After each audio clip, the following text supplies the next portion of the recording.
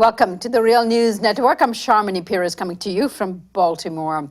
Last week, Palestinian sources told Haaretz newspaper that they were warned by the U.S. consulate in Israel not to appeal to the International Criminal Court in The Hague about the new settlements that has been approved by the Israeli government. The warning comes after the Israeli government approved 3,000 new residences in illegal colonies in the Israeli-occupied Palestinian West Bank.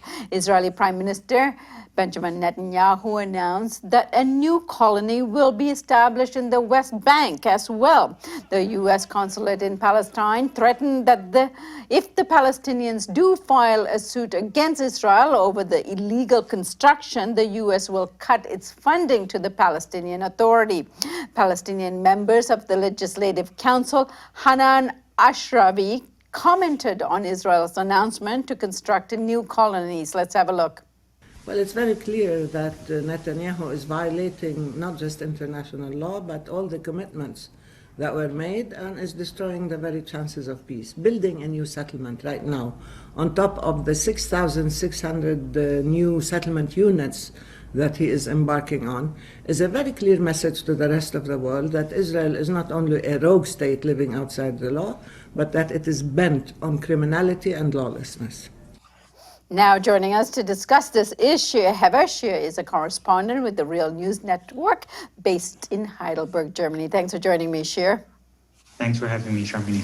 So, Shir, why is the Israeli government's decision to build in the West Bank falls under the jurisdiction of the International Criminal Court?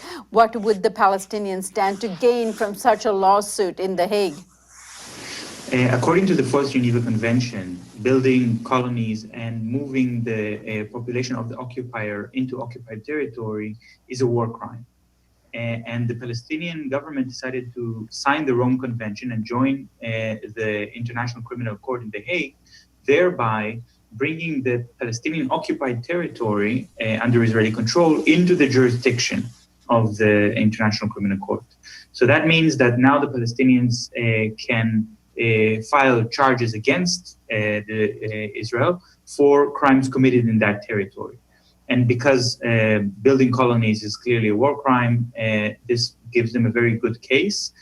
Also based on the 2004 advisory opinion of the International Criminal Court of Justice, which ruled against the wall of separation, but mentioned that colonization of an occupied territory is illegal.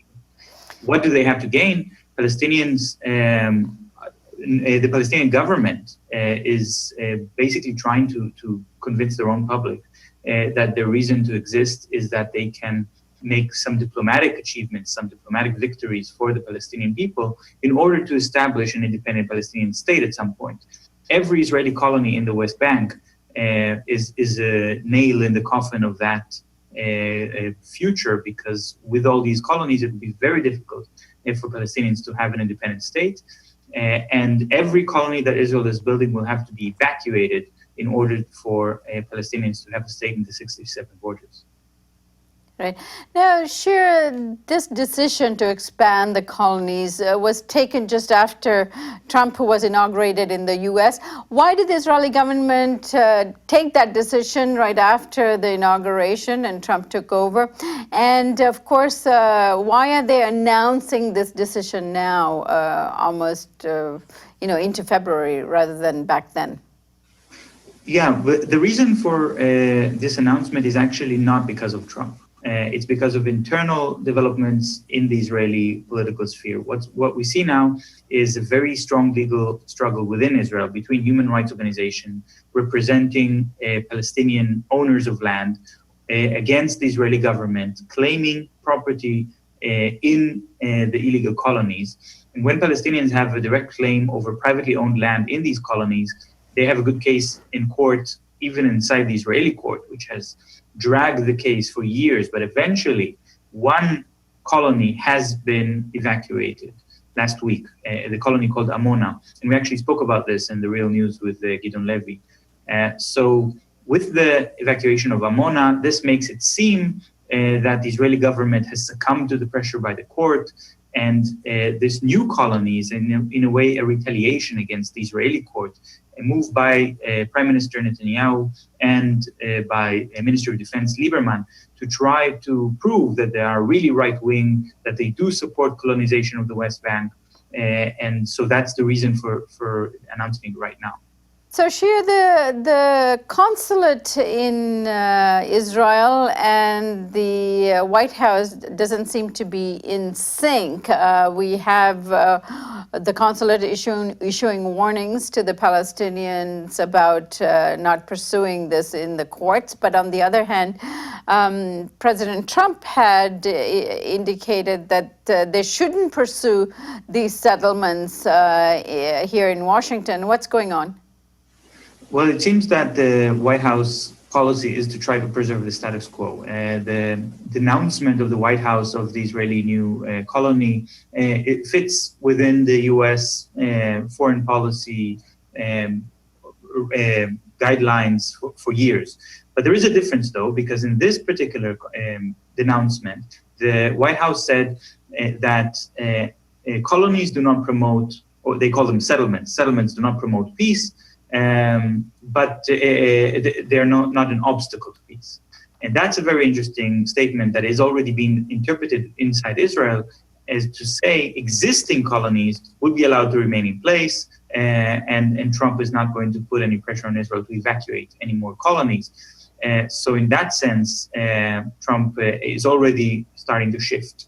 As for the warning against the Palestinian government that they will lose U.S. funding if they proceed to the international court, that is a direct threat to the very existence of the Palestinian government.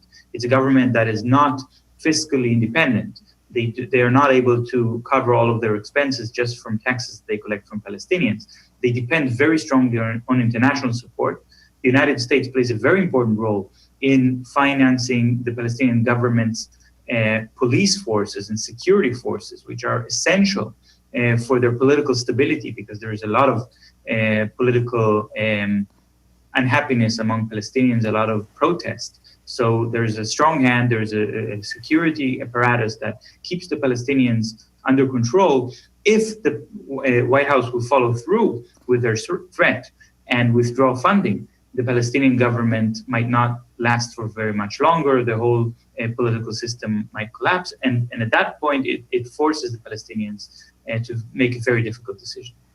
Right. And Shir, there was some speculation that Trump's shift in his position comes from perhaps Saudi Arabia, because Saudi Arabia and Trump has done a lot of business. There's a lot of business interests. Therefore, their influence over the Trump administration, or Trump in particular, might be great. There was some other speculation that the visit of the Jordanian King Abdullah and his passionate appeal about what's happening in Palestine might have also influenced Trump. Which is it? Well, I think both the Saudi Arabian influence and the Jordanian king's position are that the Palestinian government is an essential part of the stability of the Middle East and the region. Without this government, if the government collapses, the whole Palestinian struggle for independence and freedom is going to take a whole different direction. And it's going to be a grassroots movement with a very strong emphasis on human rights, which is something that actually threatens both the governments in Jordan and in Saudi Arabia. Both of them are not democratically elected governments. So they don't want to see that. They want to see the Palestinian government firmly in control. When President Trump takes a very strong position of just supporting Israel blindly, and even if it means taking the Israeli politicians at their word when they say that the Palestinian government is the enemy, so-called enemy, then the result of that is a serious destabilization of the area. I think what actually is happening behind the scene, we cannot prove it, but it's very likely that the Israeli government itself is sending messages to Trump, probably Netanyahu himself. Please don't take us at our word when we say that Mahmoud Abbas is the enemy, that the Palestinian government has to be taken down a notch. we don't really mean it, because if the White House will indeed withdraw funding from the Palestinian government and it will collapse, it will force the Israeli government to step in. It will force the Israeli military to set up again the whole military governorate structure that controls the lives of Palestinians and deals with things like education and health and transportation. They just don't want to do that. Now, in anticipation of what you're saying, on January 17th, leaders of Fatah and Hamas parties announced in Moscow that their commitment to a unity government, and that they're going to be going ahead with that to govern, consolidate governing the Palestinian territory. What do you make of this shift towards Russia when it comes to the Palestinians, and is that some sort of a message to Washington? Well, yeah, the Palestinian public wants a unity government much more than the parties themselves wanted. This is a very clear consensus among the Palestinian public.